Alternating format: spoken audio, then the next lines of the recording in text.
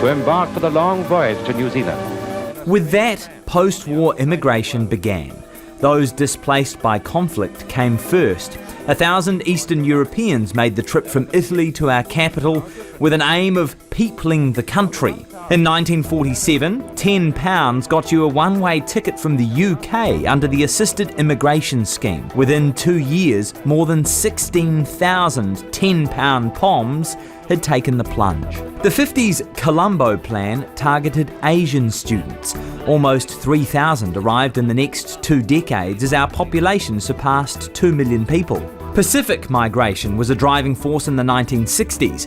Women were recruited for domestic work, while businesses needing unskilled labourers started filling their factories with Cook Island men. The Pacific influx continued in the next decade, but with New Zealand 3 million strong and unemployment growing, the welcome mat was yanked away in 1974.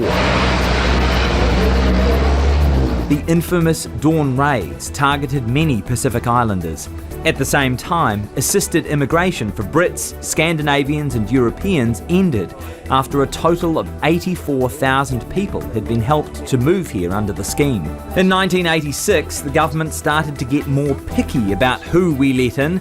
Education became a key factor. A national government built on that in 1991, with migrants' age, skills and finances also considered under the new points system. Post-apartheid, migration from South Africa surged, but Asian migrants were the most numerous in the 90s and the new millennium. By 2002, international student numbers had shot up, although they dropped a little as other nations competed with New Zealand. At the same time, the so-called brain drain was in full effect, with thousands of Kiwis crossing the ditch, 43,000 in 2008 alone. Like the idea of being able to sit on somewhere like the Coogee beachfront. Arrival numbers stagnated in the early 2010s, but then climbed, 165,000 in 2019. The majority from Asia with 55,000, 27,000 Aussies came in. European arrivals a close third at 23,000, with Africa and the Americas recording 17 and 15,000 respectively, with 9,000 from our Pacific neighbours.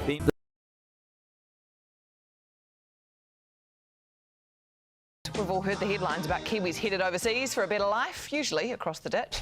But what about the people who move to New Zealand?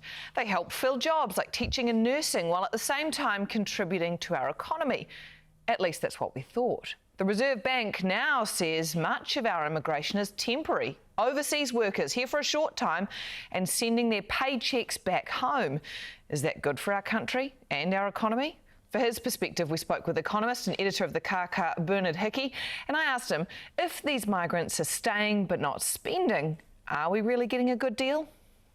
Well, we're certainly getting the work, and it's certainly helping to stop lots of wage inflation. So if you're a business, you're happy that your wage inflation isn't taking off.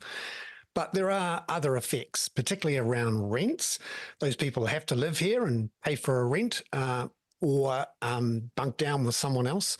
So there's extra pressure on the rental part of the market. Now, if then we had a migration surge and inflation was quite low, particularly from 2017 to 2020, and that was clear then that a lot of that migration was temporary migration and it was putting downward pressure on wages. It's worth highlighting that sometimes a migration surge can actually depress wages, particularly if you get a lot of people in here on relatively low-skilled jobs. So is this good migration for us at the moment, and is it making our economy more productive and more highly skilled? Migration is a many-edged sword in which it's fantastic if you're a small business and you don't want to invest a lot of money in new capital to be able to use machines to do your work, and it's actually cheaper just to employ more people to add to your production. It's also fantastic if you've managed to wangle a way to pay these people below minimum wage, or to get them to work for 50 hours instead of the 20 hours that you're actually paying them for. Now, the bigger issue, though, is that we've become addicted to low-skilled migration because it is the best way to grow your business without having to invest. And that leaves you spare cash to invest in other much more profitable ways to invest. And in New Zealand, that means anything that involves some land, a mortgage, and then just waiting for house prices and land prices to rise. We do see overseas, cases like the United States where there becomes this idea, this resentment of migration or of migrants. They're taking all our jobs, they're coming here and taking opportunities that I want. Do you think we would see that with this sort of migration in New Zealand?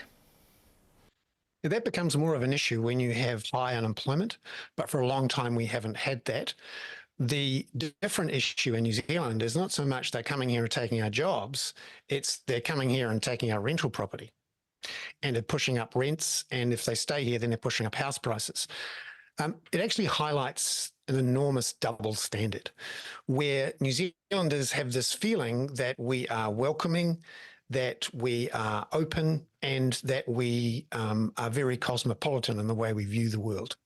When actually we have become the Dubai of the South Pacific, where we enable substantial migrant exploitation, and in fact large chunks of our economy depend on migrant exploitation, being able to pay well below minimum wages, to have people working way longer than they say they are, and a lack of checks by our under-resourced health and safety and work standards bureaucrats means that a lot of these cases are missed. This is the dirty little secret of our economy, that we have come to rely on exploiting a group of people to keep our business model going. And that business model is, don't invest in your business, put all your money into residential land, and that's where the real money is.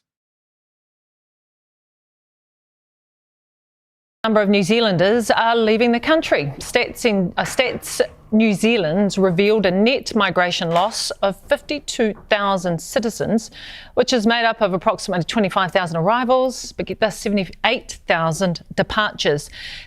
That means for every arrival of a Kiwi, New Zealand or a citizen, 3 have left. Sociologist and distinguished Professor Paul Spoonley joins us this morning. Morena, Professor Spoonley. Thank you so much for being with us this morning. Okay, so more people are leaving than are coming into the country. How alarmed are you by these numbers? I am very alarmed by them. We've seen it before. We saw it at the end of the global financial crisis, and the net loss in that year was 44,000. Okay, so we're sitting above that, right? Yeah. So we every year we see a net departure of New Zealanders, apart from the 2 years in COVID when we saw people coming in. However, this is just stratospheric. I mean, this has just gone 78,000 departures. It's a lot of people going. So why should we be concerned about this? Well, firstly, they're our best and brightest. So New Zealand has one of the largest diasporas, people living in another country, of any country in the OECD, over 1 million people. But what's distinctive about the New Zealand diaspora is that it has a very high proportion of people who are tertiary qualified and skilled. Yeah. And so you see our best and brightest going offshore. And of course, our student debt system does not, it facilitates it really. It encourages them to go on basis, which is we tend to lose about 30,000 net loss per year of New Zealand citizens. And I would expect that. But these are very strange times. The migration patterns, I mean, the number of arrivals is just extraordinary. 250,000 people arrived as migrants into New Zealand. Way higher per head of population than any other country, literally. So we're seeing a lot coming in, but it's that departure. And when you look at how old they are, they tend to be in their early 20s. So it really is that university graduate, that person who's just starting out into the labour market, who's going. So that must be concerning. Yeah, and I just want to go very quickly back to we have the highest proportion of skilled population living in another country in the OECDs aside from Ireland.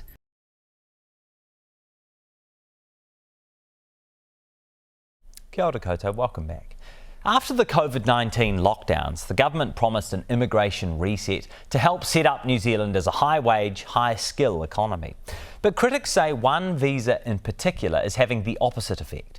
The accredited employer work visa has seen tens of thousands of migrants move to New Zealand in the last year. But migrant workers who came in under the visa and were employed by a subcontractor to work on a major government project say they were exploited and abandoned. It was March when the two men arrived in New Zealand, having paid a Chinese agent more than $16,000, about 10 months' salary back in China, for an accredited employer work visa to work construction for a New Zealand subcontractor. We are seeing an absolute mushrooming of this. I know that Immigration New Zealand will say that what's actually happening is they're just reporting, they're getting more reports of this. However, those of us who've been in the industry for a long time have never been exposed to this much. Immigration advisor Katie Armstrong is one of several in the sector raising concerns about migrant worker exploitation under the accredited employer visa. We're all getting reports of jobs for money scams. That's at the core of the industry's concerns. Migrants are paying for jobs, and this system, the accredited employer work visa, was introduced precisely billed as a system that would either cut out or reduce migrant exploitation, and we're seeing the reverse. The visa was introduced in July last year under then Immigration Minister Michael Wood. To qualify, employers have to show their business is viable and that a job has been advertised adequately in New Zealand before being filled by a temporary migrant. We have had an immigration system in the past that, frankly, was very focused on maximising the volumes of very low-wage workers coming into New Zealand. That opened up avenues for exploitation. It was bad for those people, and actually it was bad for our economy. Since it was introduced, 77,000 migrants have come in under the accredited employer visa, with 27,000 accredited employers. As far as I'm aware, only one company has had their accreditation taken away. So if you are a business looking to exploit migrants, well, you'll carry on doing it, won't you? Because you know you're going to get away with it because the checks and balances are not in place. But critics say there aren't enough checks on any side. Insufficient checks on employers. All of us have been pretty shocked to see some of the companies that have managed to slip through the net. And insufficient checks on the skills and experience of migrants coming in under the visa. You only need to Google, come to New Zealand, and it will throw you up a whole lot of ads saying no English required, no qualifications required, no skill required, pathway to residence. All of these very bad actors luring people here on false pretences. The government are responsible for the exploitation that's happening at the moment at a scale that we've never seen. Net migration is at roughly 65,000 for the year to the end of March. The accredited employer visa has been extended to 5 years, and there are undoubtedly skilled migrants who are coming in under that visa. But there are also people coming in as lawn mowers, as fast food cooks, as road traffic controllers, hardly skilled. How is that consistent with rebalancing and resetting New Zealand's immigration to foster a high-wage, high-skill economy? So we knew that when once we opened the borders and we had the labour market shortages that we did, we were going to have to fill some of those gaps, and some of them were going to be semi-skilled roles, such as the ones you've talked about. So that was always in contemplation, and people coming from overseas to do that work are typically on shorter-term visas. But also, what we put in place is some minimum remuneration requirements that are not just. They don't apply to everyone, though. No, and there are sector agreements where there are exclusions. That is a short-term measure, as we are in a transition from closed borders, a labour market with a lot of shortages. We need to fill those gaps, but we have a set of immigration policies and principles in place that takes us towards immigration being what it should be for, which is to meet those more high-skilled needs that a small country like ours is never going to produce all the need for. So I'm satisfied that the settings are right, but equally I acknowledge we are in a transition where we are moving into the ideal situation, which may be another 2, 3, 4 years away yet. That is Immigration Minister Andrew Little. One final note. After we spoke to the Minister, we asked MB to confirm the exact number of employers who've had their accreditation revoked or removed. Erica Stanford had heard of one. Andrew Little said a few. Of the 27,000 employers who have received accreditation in the last year, 2 have had theirs revoked. 2 of 27,000. Stay with us. Q&A is back after the break.